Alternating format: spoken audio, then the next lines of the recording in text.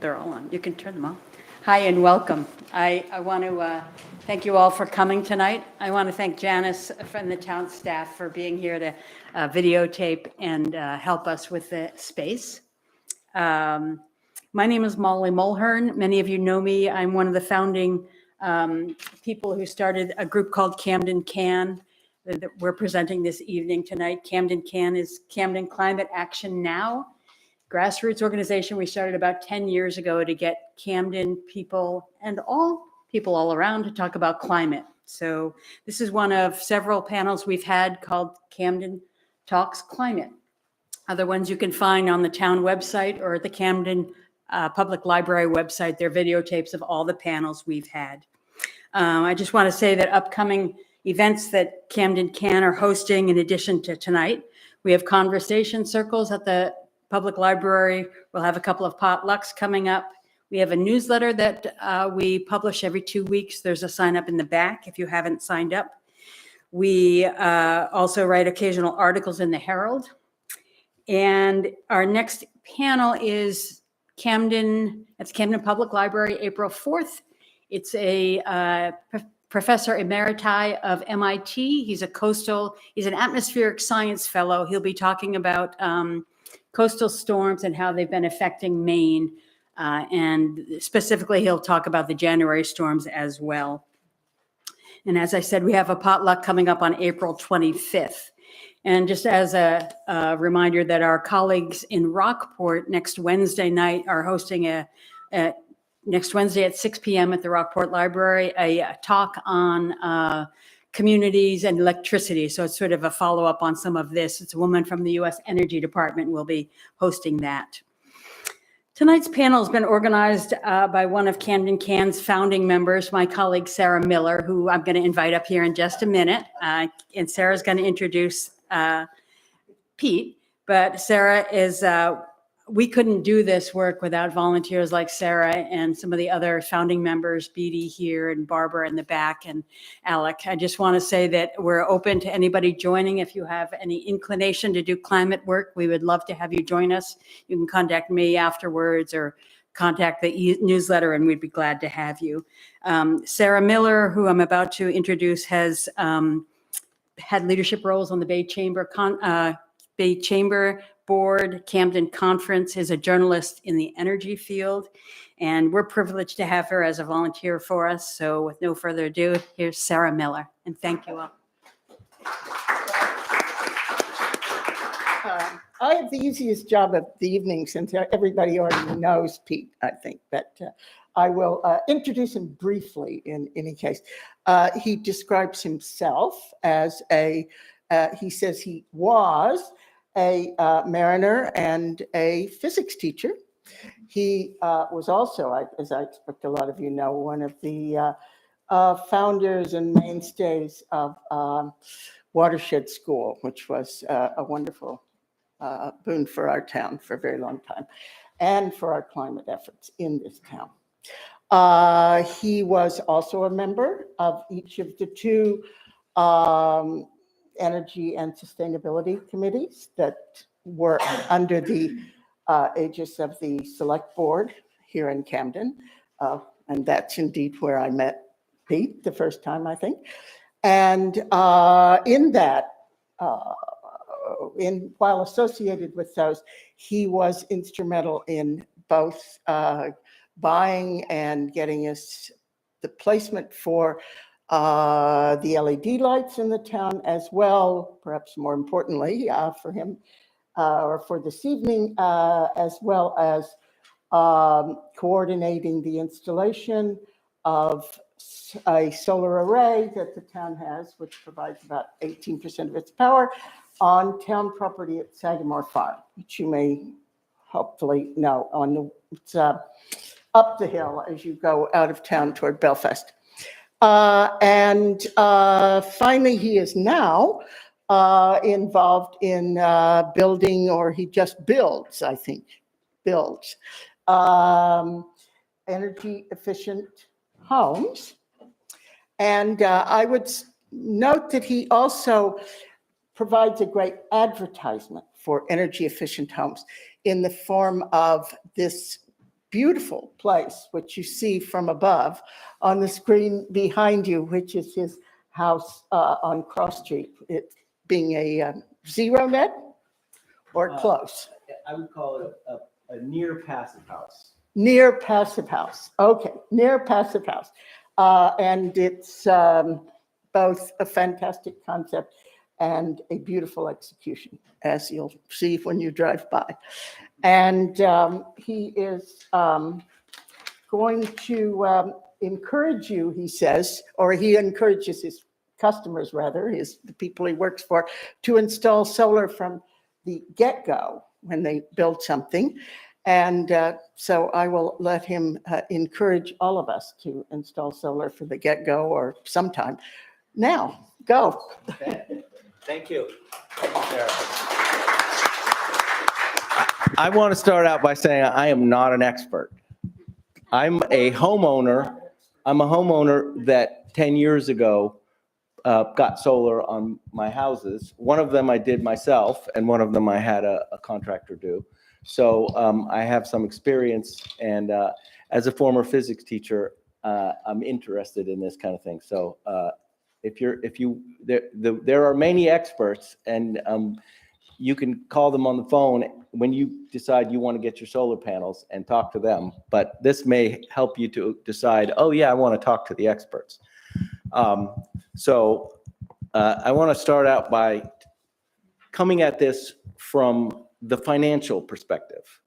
And I think you can see pretty clearly that California and Maine have the most expensive electricity in the country. So let's start with that in the back of our minds, is that this is an expensive, electricity is expensive. And it's getting more expensive. Here's the trend, and I think that we're likely to see this trend continue for some time to come. So the reason why I want to show you that is that this is the slide that I call free money from the sky. And the talk probably should have been called free money from the sky, because what you see here is at year, and this is probably slightly out of date in terms of where the red line and the teal line cross the blue line. You could see that in around 10 years here, in 10 years, you've paid for your electricity and you'll never pay for electricity again. That's probably down to less than 10 years, depending on your installation, maybe even 6 years. So if you think about the fact that what else can you invest in where you're basically getting free money after 6 years, it's a pretty good deal.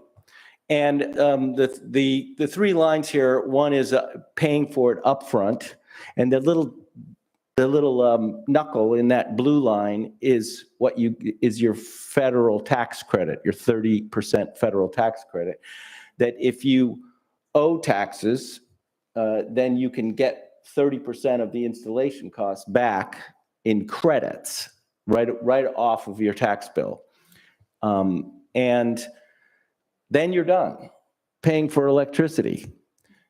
If you get a loan, of course, now you're out probably another 10 years before your return on investment, you start getting free money from the sky. But you still get free money from the sky. It just takes a little longer. If you do nothing,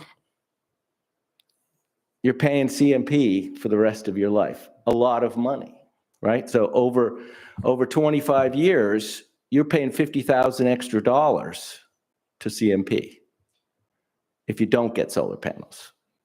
So you decide, do you want to be paying that kind of money to CMP? I didn't, so I got solar panels. Unfortunately, I got them 10 years ago. And so it was, my return on investment was predicated on about 12 years. And now you can see that in the time between when I bought them and put them up and now, the residential solar has come down in price. So it's about half what it was 10 years ago. So this is a good time to be buying solar panels. I want to talk a little bit from my perspective as a physics teacher, because if you don't know what these terms mean, these units of electricity, you kind of get lost.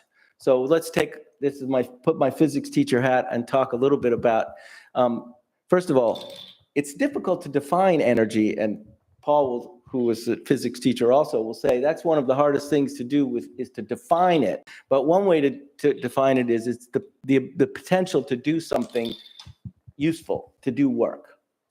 And you've heard we use the term power all the time, right? What does power mean? It means the energy per unit of time. So how fast are we using energy, or how fast are we making energy? Either way, it's a rate. So power is a rate. So when you talk about light bulbs, right?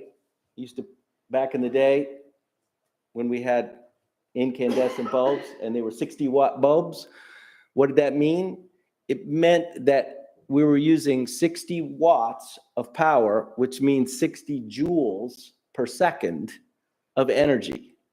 So that's what watts is. It's a measure of the energy rate. And the physics teacher in me bristles because of the really ridiculous units that we talk about residential power in kilowatt hours, residential energy in kilowatt hours. Kilowatt is a measure of power, which is a rate. You multiply that by a time, and now you get back to the energy. So really, kilowatt hours is energy. Watts is power. So we'll see how that's it's important to understand that when we start talking about solar panels. When you look at how much energy you're using on your CMP bill, it's in kilowatt hours. Okay, but that's a measure of energy, how much energy you've used in your house. The solar panels are rated in watts. How much energy per second do they produce? So when you talk to your solar contractor, they'll say, well, we're going to put up 8 kilowatts of panels. What does that mean? That means every second I can produce 8 kilojoules of energy from these panels. So there's a little confusing, but I encourage you to think about the difference between power and energy, and the difference between the units of power and the units of energy. So in the solar panel world, we're talking about energy in kilowatt hours and power in kilowatts. Okay. Any questions, class? Blank looks. Yeah, blank looks. So, and this is, you've all seen this, I'm sure, and since the last couple of years, you've probably, every time you open it, you snarl. But the reason I put this up is because it's a little bit confusing to understand that CMP is not in the power production business. They're only in the power delivery business, right? So you pay CMP to deliver your power. How many people here have the standard offer? In other words, they've never called CMP and said, I want a different supplier for my energy. Okay, a few of you. We'll talk more about that in a minute. But so what you're getting is, if you haven't called CMP, you're getting what's called the standard offer, which CMP basically, they just pass the cost of the energy onto you from their suppliers. And they charge you a delivery fee based on how much energy you use, right? So this is a really important distinction to understand about your bill. One is, how much energy have you used, and you're paying somebody else, not CMP, maybe through CMP, and you're paying CMP to deliver that energy and to maintain the grid, right? That's what you're paying the energy for. the thing that we have that brings us all to this room and makes it possible that we could afford solar panels is something called net energy billing. And this is a state law that basically forces the utilities to buy power from you at the same rate that it would cost you to buy it from them. So they're buying your power back from you at retail rates. So they're losing a lot of money, right? Because they could buy that power for a lot cheaper, and the people that are supplying the power to CMP are supplying it to CMP for less money, and then they're making a profit off of the difference. So they hate the idea of the idea that we're able to sell them our power at retail cost. Not only that, but we can sell the power to them and pay for their delivery. They hate that even more. And a lot of people hate that. AARP hates it, right? Why do they hate it?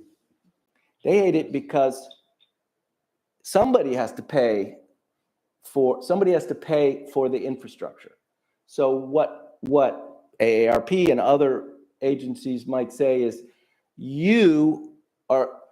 we're forced to subsidize CMP buying your power at retail so that everybody else, all the other ratepayers have to pay more money.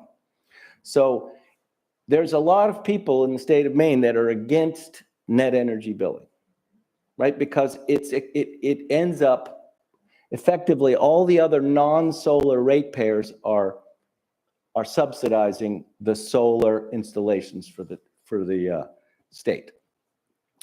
Quick question. Yeah. Would it be fair to say that CMP is losing profit, but not losing money so much? Yeah, they're losing profit. They're losing Yes. profit, so they're not, it's because we give them the electricity, they deliver it to our neighbors, they charge a delivery fee to the neighbors, and they haven't had to maintain this little piece of wire, rather than like big wires going off to some production facility. Well, they're maintaining their profits because they're raising the rates for everybody else. Right, but the point is that, it's not costing them much, if any, money out of their pocket. It's out of their profits. And the reason why you would think, oh, if it's not profitable, why did they spend $80 million to defeat Pine Tree Power?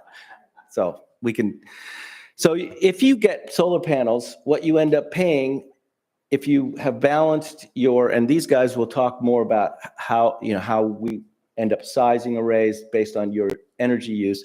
But if you do everything right, you pay $21 a month in a service charge once you have your solar panels up and running. And the way it works is, in Maine, you can't make enough power in the winter to supply your needs. You'd have to have massive solar panels, but you can overproduce in the summer. So what you try to do is you figure out what your total energy consumption for the year is. Then you size the panels appropriately. You make way excess power in the summer months, and they credit those to you in the winter months. So you get a rolling 1-year opportunity to use up all your credits. So it's net energy billing, which means if you make too much power, you give it away. They will only compensate you for the amount of power that you use. So it's very important to talk to the solar contractors to make sure that your sizing is appropriate, because you don't want to give money back to pay more money for solar panels and end up giving it away. A little bit of statistics. The average array size in the US is 8.5 kilowatts. Here's the quiz. Is that power or energy? Power, good. former physics student of mine. Now, is that AC or DC? It, No, because our bar array is 9.4 DC, but it does 7.1 AC by production I'm not- after it gets inverted. right, well, let's not get into those details right now. The cost per watt now, installed cost per watt, is somewhere between 275 and 450, depending on the contractor, depending on your installation. It really does depend, but it's possible to get an array for about $2.75 installed cost per watt. If you have an electric car and you want to run your house and your car, add another 1.5 kilowatts is a good rule of thumb. So if you had a car and you were an average typical household, maybe you'd get a 10 kilowatt array. And we'll talk about, could you get a 10 kilowatt array? Can you? Could you put it on your house? We'll talk about that. If you can't put it on your house, you could put it in your yard, potentially. But that adds to the cost. That's called ground mounting, and that adds about 20%, again, give or take, depending on how things go. Okay, so I want to talk a little bit about, because we put that in the press release, that we would talk a little bit about these, what is sometimes referred to as community solar. And several years ago, this legislature changed the rules to allow these larger community solar arrays that were early on. What you would do is you'd make a partnership and people would buy into these the community solar farms, and you could have this at some site. Often somebody had a big field and they said, hey, let me get 20 neighbors together and we'll put solar panels and everybody will have a share and we'll parse it out. And that turned out to be quite cumbersome to make, for each 10 or 20 people to get together and come up with bylaws and, all kinds of governance. So what the legislature did was said, okay, well, we could have commercial farms and people could be paired with those commercial farms, and you could effectively buy into those farms in a way that is almost completely transparent to you. Instead of getting the standard offer, you would say, I want to buy my power from you guys. And typically you can buy your power from these guys right now for 15% less than whatever you're paying for the standard offer. Because solar is the cheapest way to generate energy, has been for some time. And so they can offer you a 15% discount. So what ends up happening is there's tons of companies out there that are doing these solar, community solar farms or commercial solar farms, whatever you want to call them. But they don't each individually want to market and deal with how you would do this and, try to find the people and then run the whole thing. So there are these aggregators. One of them you've probably seen, like if you're going on Route 17, you go back and forth and you see a big sign saying new community solar farm being installed here. And it's a company called Nexamp. And there's another company called Power Setter in Maine. So those two companies do the bulk of the work of, say you want to put in a solar farm, you go see these guys and say, hey, I've got this solar farm, it's this size, can you get me some clients? And it ends up showing up on your bill. You see exactly where your partner is. One of mine is in China, Maine. And so that's how that works. Now, I don't know what it's like today, but a year ago when I tried to sign up for these, it took about 2 years. So from the initial inquiry to them saying, we're all set, was about 2 years. I have no idea what it is now. I think it's shortened, but it's possible that we'll get longer again because the state legislature has just downgraded the maximum size of a farm from 5 megawatts to 1 megawatt. So it's going to be more difficult to build these farms at scale and have economies of scale. So we'll see how that affects the market. There's a tremendous amount of communication problems between the solar farms and CMP in terms of if you have panels on your roof, they don't, the solar farm aggregators have no way of knowing what you're generating. They won't, CMP won't tell them. So this is something that you have to keep in mind is when you sign up, if you're making your own power, you've got to tell them and send them bills and say, hey, you just see what the CMP, how much power I'm using, but you don't see how much I'm generating. And that ends up, could be a problem because if you buy too many shares of this farm, then you're going to end up giving away power because remember the net energy, you're only allowed to sell what you use. So that's something to be aware of when you contact these people. Once you get your solar panels on, you need to tell them. I have one of my houses I've signed up with Nexamp and one with PowerSetter because I don't generate enough with my current arrays to do my entire use. But it's a way to guarantee that your 100% solar, your power is being met 100% by solar. So community solar farms is a good option if you have nowhere to put the panels on your roof. It's cheaper than the standard offer. It's a renewable, it's solar energy, and it's I think it's an option, especially if you don't have the upfront money to put panels on your house. It is an option, and I've done it for both of my houses. I'm hoping to add to my panels so I won't need them anymore. So how do you decide whether your house is a good candidate or not? Well, do you have a roof that's faces anywhere from east to west? Pretty much anywhere from east to west through south is a good candidate. So this idea that, oh, if you don't have a south-facing roof, you're out of luck, that's not true.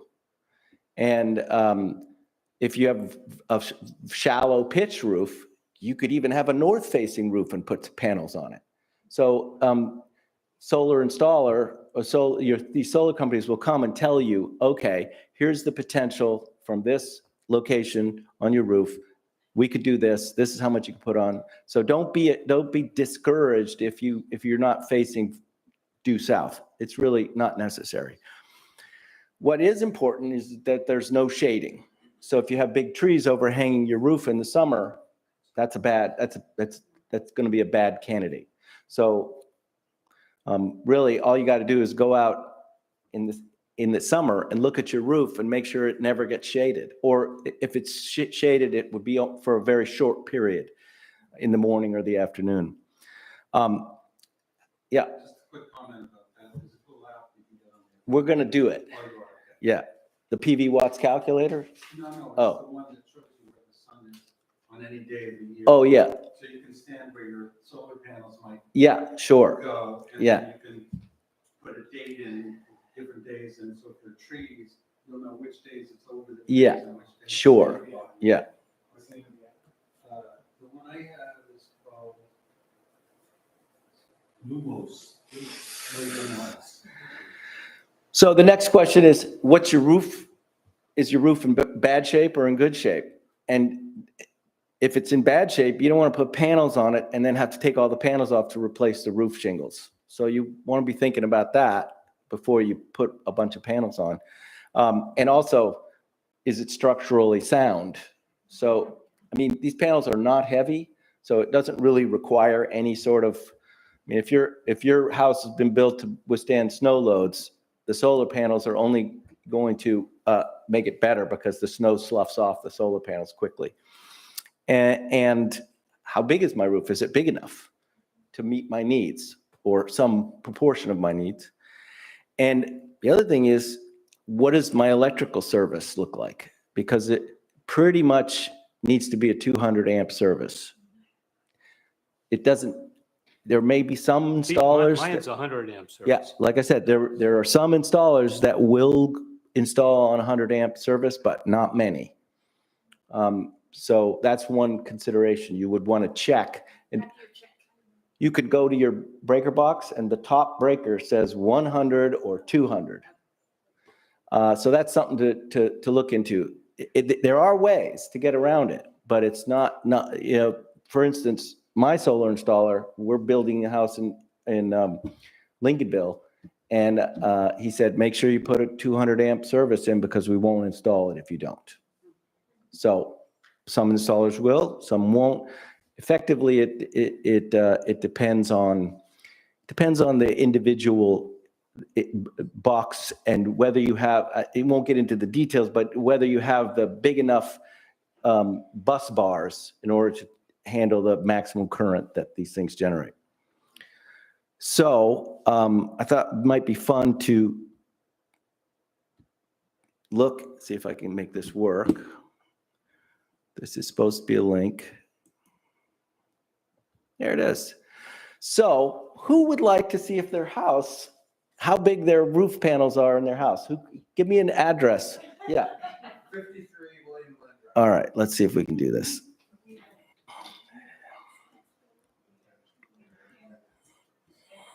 Whoops.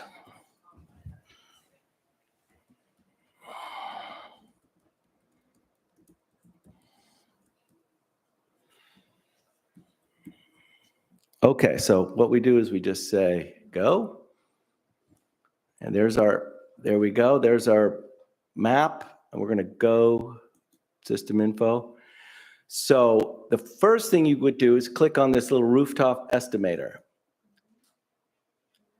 And it's going to show theoretically the house here. It's a little hard to see, but there's a house here. And so south is this way. So let's just see if we can, what you can do is, see now, you should be able to, there we go. And you can draw the array size and see how big your maps are. And you can see these things are set up, so there's south, right? South is down here. So, so you could theoretically put a 23 kilowatt array, DC array on this house, for instance. So that's a fun thing to do, just to see what size your roof is real quick, because you could, when you call the solar installer, you could say, yeah, my roof is, I think I could put 20 kW of panels on, I don't know, but they would do the same thing. They have more involved software than this, but effectively the first thing they do is just, well, tell me where your house is. I'll go on Google Maps and size it. So it's kind of a fun thing to do. And then that would just tell you, and then you can put in the tilt of your roof, how many degrees the roof is tilted, and the actual direction of the roof, the azimuth of the roof. So once you get that, then you can get results and tells you exactly how much energy. So now 29,000 kilowatt hours. What is that? Kilowatt hours, is that power or energy? No, energy, right? So that's how much energy you would produce.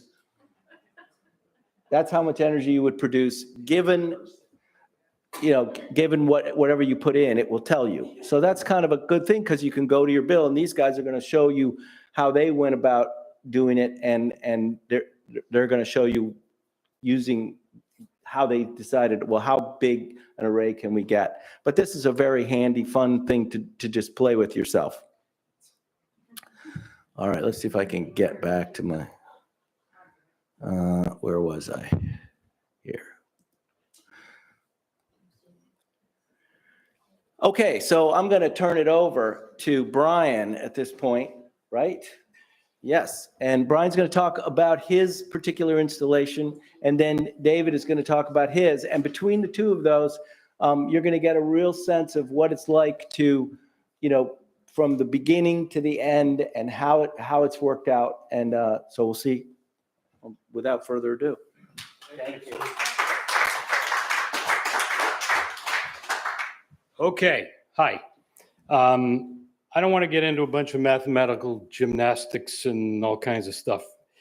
And I want to just say, I worked with Revision Energy.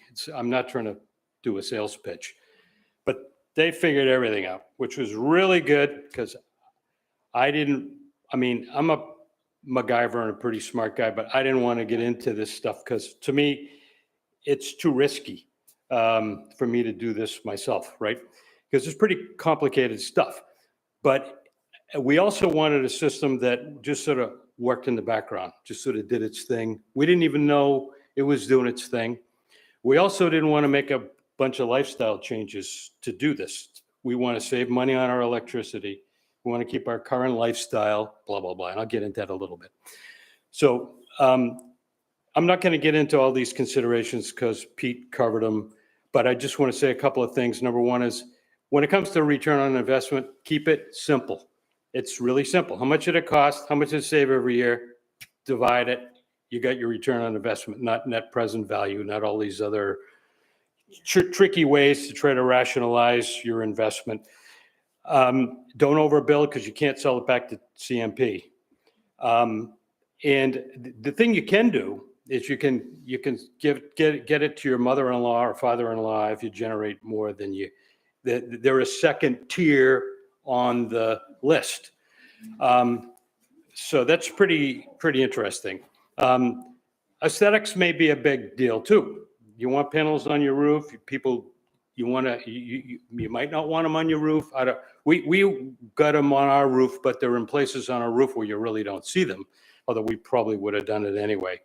And the most important thing of all is really got to explore ways to minimize your power consumption from the get-go. It's kind of like insulation before you get a new heating system, right? It just makes sense. Anyway, okay. So this is a picture of my electric box. I took this a couple of days ago. It's a grid-tied system. See that red wire right there? And this black wire, they're hooked directly to the leads that come in from the street. And I have a 100 amp system, by the way. Revision did all this stuff. I didn't do any of this. I did take the cover off the box and took the picture. So it really does go right to the grid, it goes either into your house or out to the grid, depending on how much power you're using. So that's the point of this slide. We installed solar in 2019, so we've had it for about 4.5 years. We did it in September. We're all electric. We do have a little propane heater in our front room, just in case. Well, it's because I'm old and I like it warm, but it's also just in case the power goes off. And by the way, if I had a oil furnace, I'd have the same problem if the power went off. Not because of the heat. I have heat pumps. We use the air conditioning in the summer. We have a hybrid hot water heater, 50 gallon, which is amazing. We have an electric clothes dryer. We have an induction range. We have an industrial strength dehumidifier in the basement. We have all the LED lighting. So we're like, these are all things, these are kind of creature comfort things. I guess what I'm trying to put this from the perspective of, because I'm going to show you the bottom line on the last slide. As is lifestyle. We really want to have a nice lifestyle and we want to save money, right? Our house is 2,000 square feet and was built in 1895, so it's old. We do have new windows and half decent insulation. I wouldn't say good, but I'd say half decent. Yes, me. I do it 90% of the time. Seriously, we do, but I generally wash. It's a form of therapy for me at the end of the day. I'm usually in hot water anyway. Anyway, so we installed an 8.64 kilowatt hour system. We have 27 roof mounted panels. We have a solar optimizer and a solar edge inverter. That was all, Revision Energy figured all this stuff out. They come in with this amazing thing on a stick. They don't even get on a ladder. It goes way up in the air, and they just walk around the house, figure it all out, and they give you some estimates. And I'll show you how the estimates compared to what I've measured at the end. It's to help you make your decision whether you want to invest in solar or not. So it's pretty easy. It's pretty transparent. They did the net metering contract with CMP. They helped me with the tax credit paperwork. They basically made it fairly straightforward. The purchase cost of our system 4.5 years ago was about $18,000 after credits, okay? I wanted to show you folks all the numbers so you could be better informed. Here's what your bill's gonna look like. This is one thing I didn't even know what my bill was gonna look like.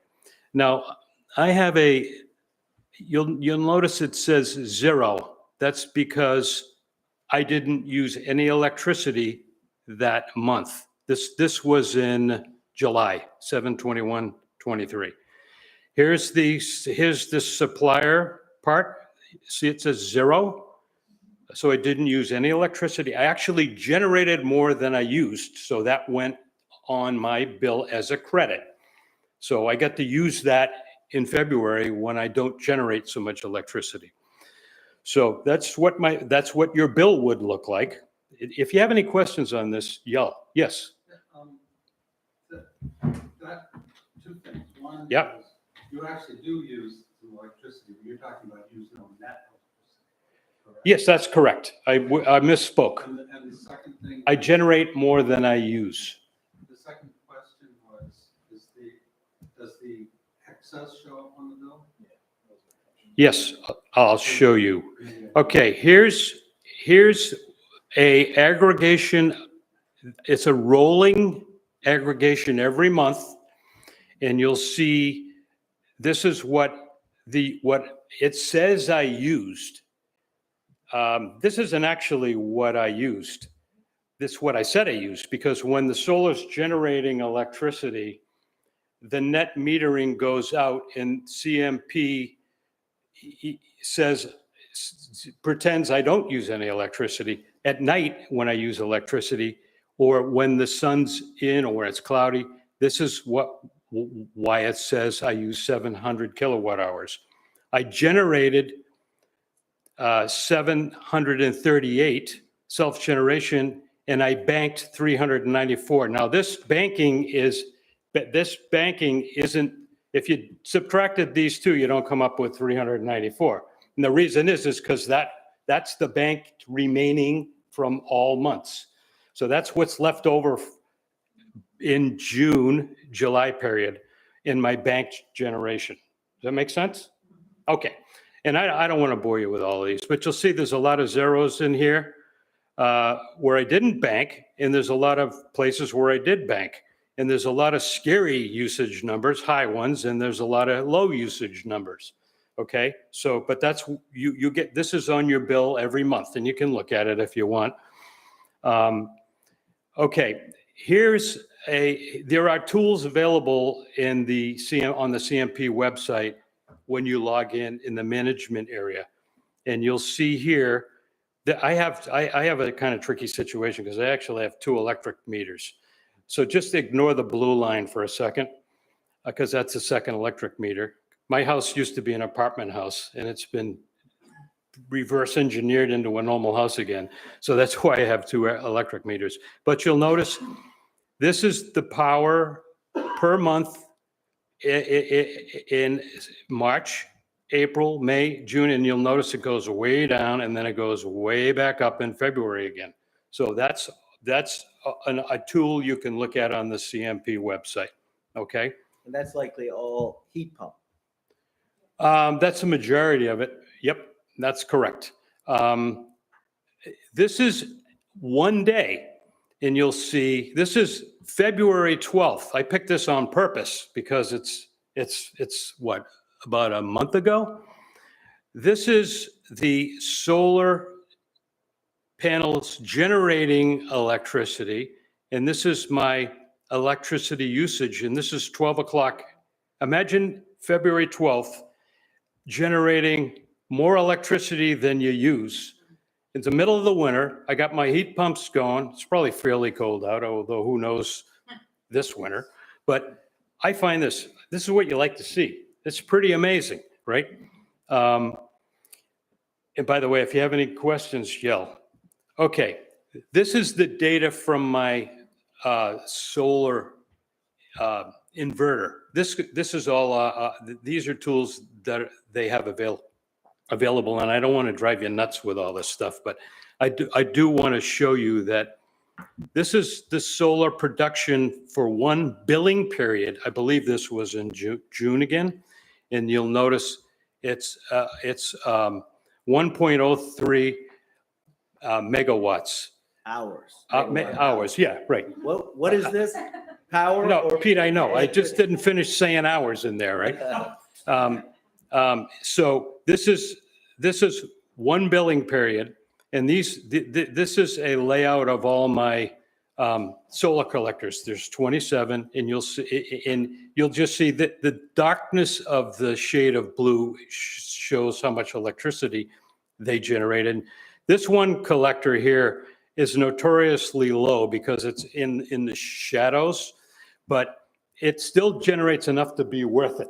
So, but On that graph, on the 18th and the 25th, you weren't generating any, so we assumed it was cloudy or something. Is that what that graph is? or rainy. I still generated a little bit. Yeah. Yeah, or rainy. Yeah. But I generally generate 800 kilowatt hours, 700 kilowatt hours. In the middle of the winter, it might be 300 kilowatt hours, or it might be 1,100 kilowatt hours in the summer.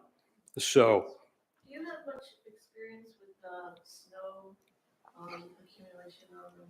yes, I do. I have one area, as Pete mentioned, where the snow slides off quickly, and I have another relatively flat roof that faces southwest. As to Pete's point, it's flat, so it's actually pretty good. If it was like this facing the wrong direction, it wouldn't be good at all. And that the snow can stay on for a couple of days. The one thing I will say is the snow coming off the solar panels can be treacherous. So keep that in mind because it can slide off in a nanosecond once it warms up, and it can just dump everywhere.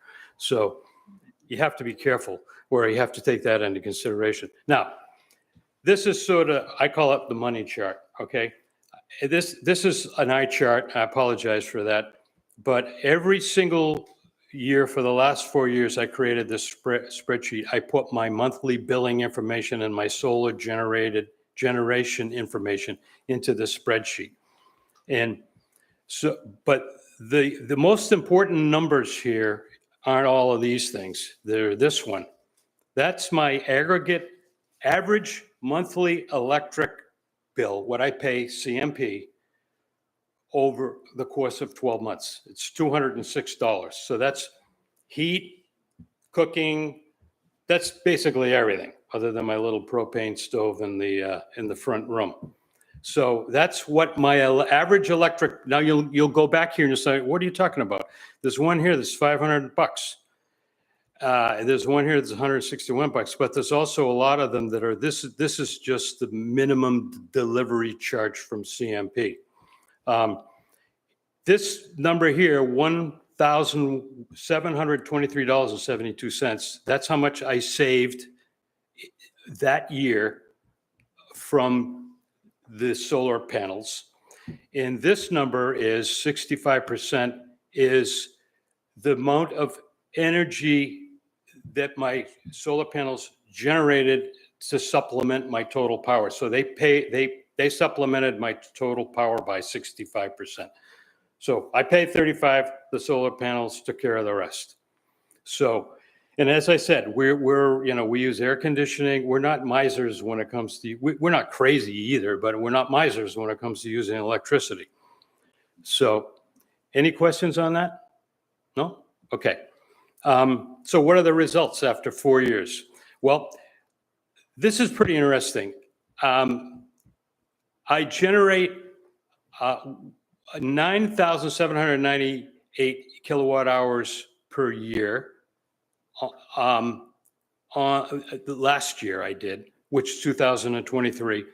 And the estimate from Revision Energy was 9,593. So they're pretty close. Now, I said I've had 4 years in a row. It's been the same way every year. The estimate has always been a little below what I've generated, which I think says a lot about conservative estimates, right?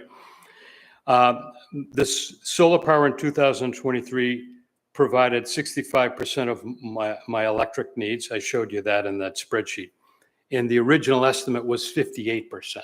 So the estimate they came in at was less than what it actually was. My average electric bill was $206 in 2023. So far, I've saved $7,159 in 4.4 years, okay? So my return on investment, remember I mentioned keep it simple, it cost me $17,794 that included everything, okay? I even had a new electric panel put in as part of it. It wasn't, the old 100 amp one was just like scary old. So we put a new one in. And if you do the math here, the return on investment's about close to 11 years. But as the electric rates are going up and up, and my return on investment's going to go down and down and down, right? So and this is the average per year, okay? But that's going to get higher and higher and higher. So that's basically it. Do you have any specific questions? Yes, Wayne. Curious, you said you're generating 65% or something. Right. Is that limited by what you had for roof area to put panels on? Or Yes. Yeah, I couldn't put any more panels on. That was it. That's a really good question. Yep. And I didn't want to put them on my lawn. Yes. How long are they going to last? 20, they say 25 years. And if you look at the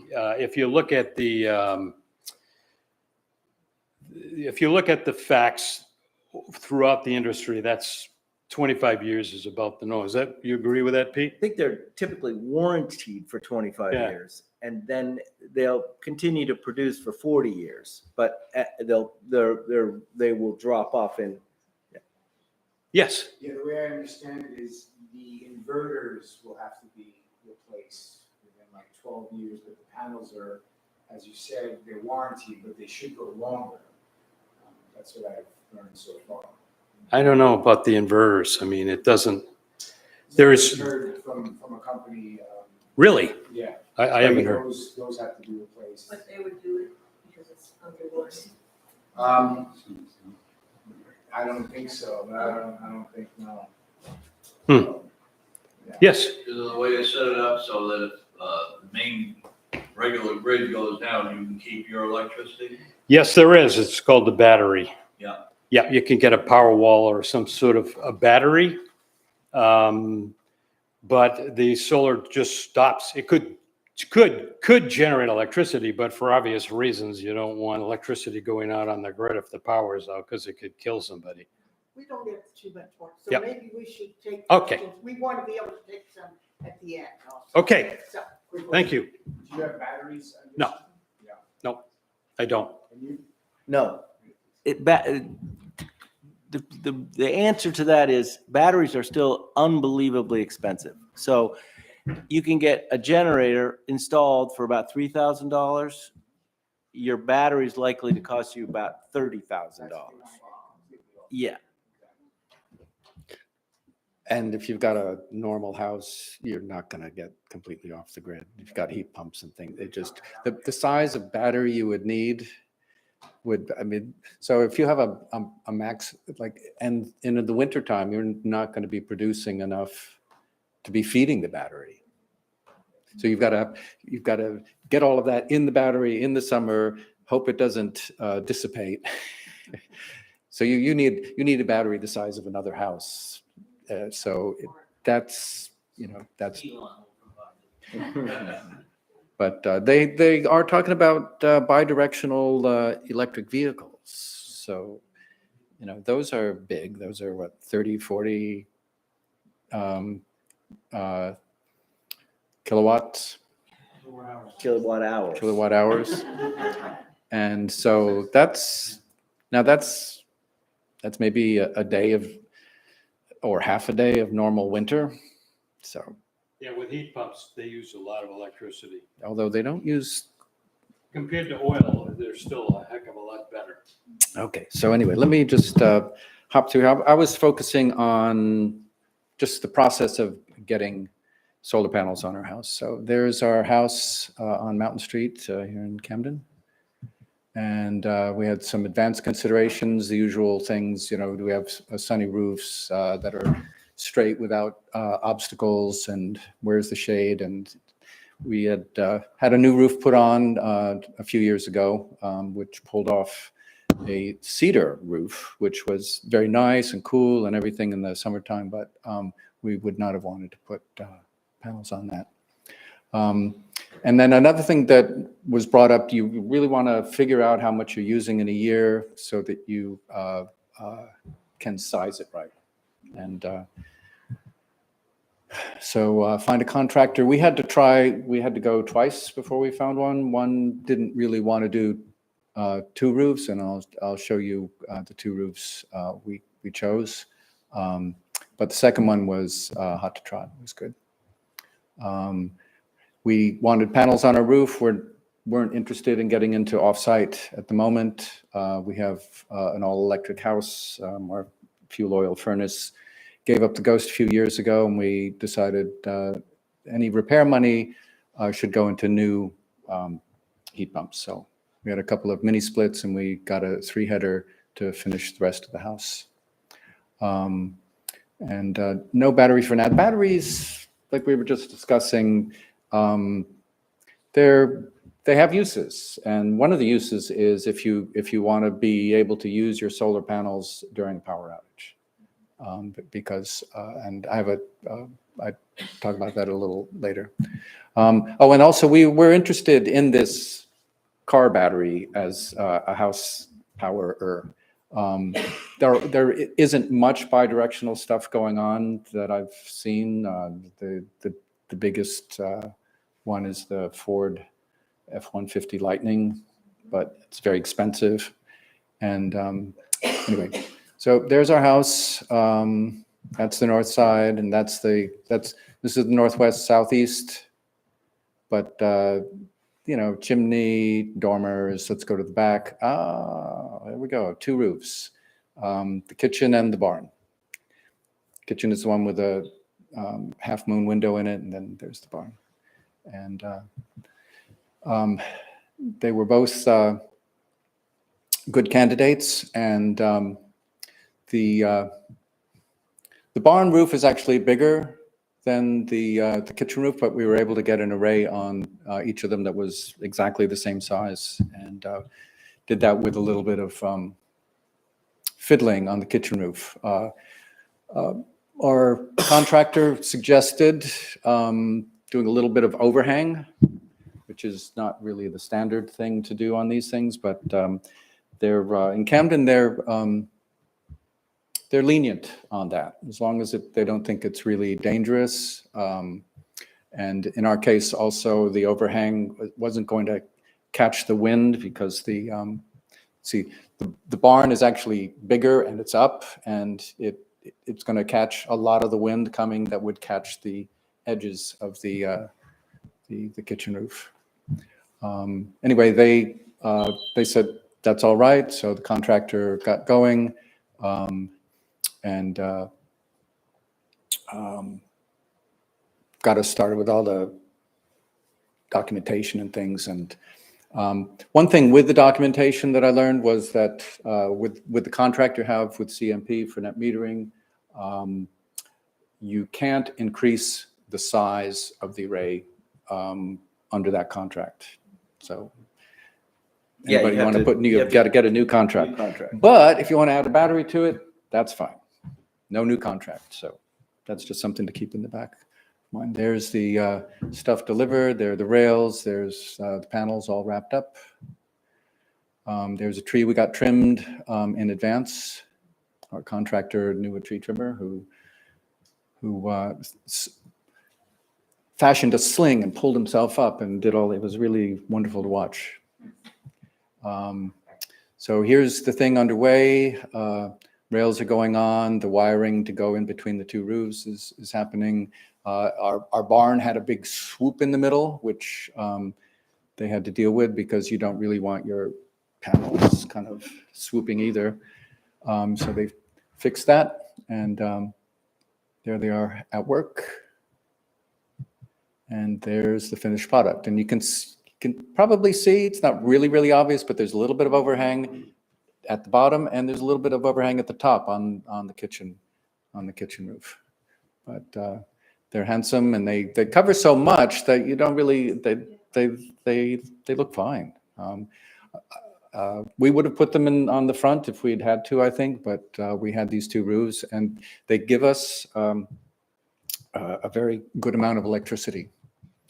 I put this in here just as a kind of summary for people who wanted this, like when it's dark, getting everything from CMP, when it's sunny, usually you're powering your house. It's with our two arrays. If it's sunny, we're exporting electricity even in the wintertime. Overcast, it's amazing how even just a little bit of fuzzy cloud can really drop it in half, drop what you're producing in half, and raining or whatever, you really get very little. April to October is your overproduced time. Well, we don't really know about April, but it seems like April's going to be good. November through March, definitely, we're not doing any net contributions. And this was interesting. I was curious, so what happens with the electricity? How does CMP manage the electricity that you push out into the wires? How do they, as soon as it goes into the wires, it belongs to CMP, and it'll go to your neighbors' houses immediately. It's just like pushing water into the plumbing pipes, and somebody turns on the tap next door, and so that electricity will go out there.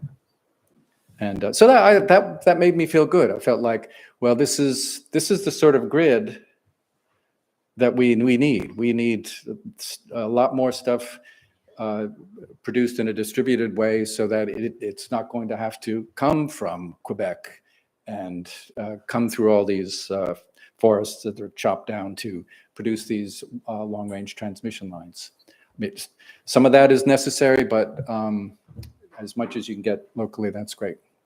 So to me, I consider CMP to be a fantastic battery. It's just fantastic.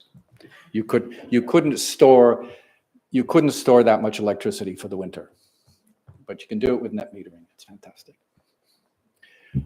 So we started in August of 2022 trying to figure this all out. First contractor would do one roof, but not both, and wanted to talk about community solar. And so we got in touch with another one and got going in February of last year. And things kind of moved slowly, but it was fine. He was a nice guy who had a lot going on, and he was just trying to get our thing going so that the panels would be ready in time for all the sun. So in May, things really got going, and say it was done by about May 15th, and then a week later we turned it on full time. And let's see, we're here. I don't know if you want to know this. Just shows you that we have what we use when.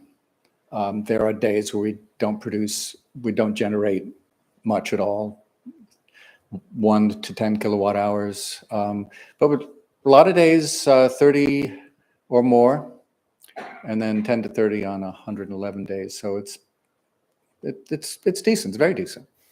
And our credits, we stopped getting credits at the end of October. So from late May to October, we had enough credits that got us all the way to the end of the year. And we're hoping that with April and May, and well, just take the equinox, from the equinox onward, we're hoping that we get enough to get very close to 100%. The contractor spec'd it out at 85%. Even in January and February, we had 417 and 777 kilowatt hours generated. So that was delightful. Of course, the weather was not so cold. Let's see. With the panels, your electricity bill and your the website, the energy manager of CMP are not going to show you what's fully going on, because CMP can't see inside your house where electricity is being produced and used before it gets anywhere close to the meter. So this will become the tool for understanding what's going on. CMP is understanding what you're paying for and what the grid. This is Enphase is the outfit that made our gear, and this is from their app. And this is a panel that shows you right at a very particular moment. You're producing at a rate of here 1.3 kilowatts. If that went on for a whole hour, you'd have 1.3 kilowatt hours. So this is early in the day. And you're importing a little bit and you're consuming a little bit more. Here's March 11th. You can see it's a pretty good day. We were still net importing, but it's remarkable how much you can do. And parting shot at conventional hot water heaters. When our hot water heater comes on, it adds 4.5 kilowatts to the load. And when we have our 3 heat pump systems, 2 mini splits, single duct units, and 1 triple header, maybe 4 on a very cold day. The hot water heater is more than all of the heat pumps combined. It's conventional, right? Yeah, it's conventional hot water heater. We don't have enough space in our basement to put the hybrids, because they're about this tall, and our basement's about this tall. And here, if the power goes out and you have a net metering contract, you're required to have one of 2 things. One is a switch that just, if there's no power possibly coming into the house, in other words, the grid is down, then your panels go down. And that's to keep the wires clear for people to repair. However, if you have a battery, you can put in a transfer switch, which is like what people have with generators that come on automatically. So the transfer switch would separate the house electricity from the grid, and then the battery kicks in. Hopefully the battery's got some juice in it. But anyway, that's then the battery and your panels can power the house. Getting a battery the size of the capability of a generator from, say, Generac or something would cost what? About 5 times? About 10 times. 10 times the size of that. So, yeah, the battery solution isn't really a solution yet. We're hoping that bidirectional electric vehicle charging will become a real thing, and that now those batteries are big. They're like 3 times the size of a Powerwall. So you've got, and it's a car too, so you can dual use. And we'll see what happens here. Anyway, that's that. Thanks. Did you run 100 amp or 200? You know, I don't know. I don't know. I just want to thank the other members of the panel.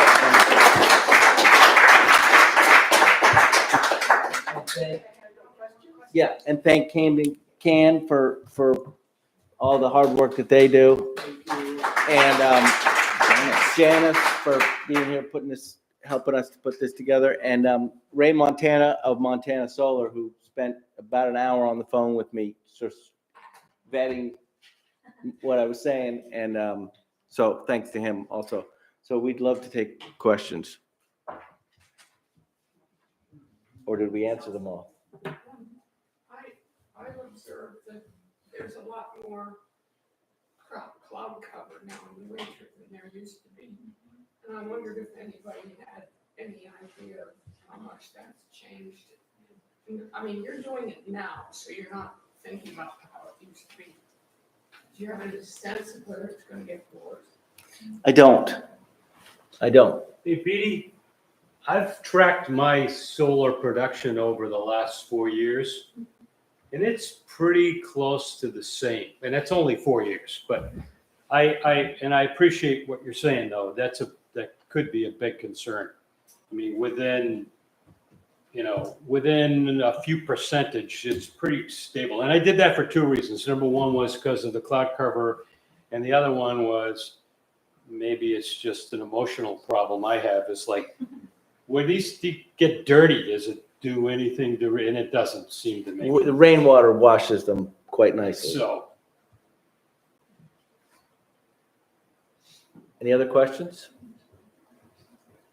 Well, I hope that we've convinced you to go out and call the contractor and start the process, because it really is free money from the sky.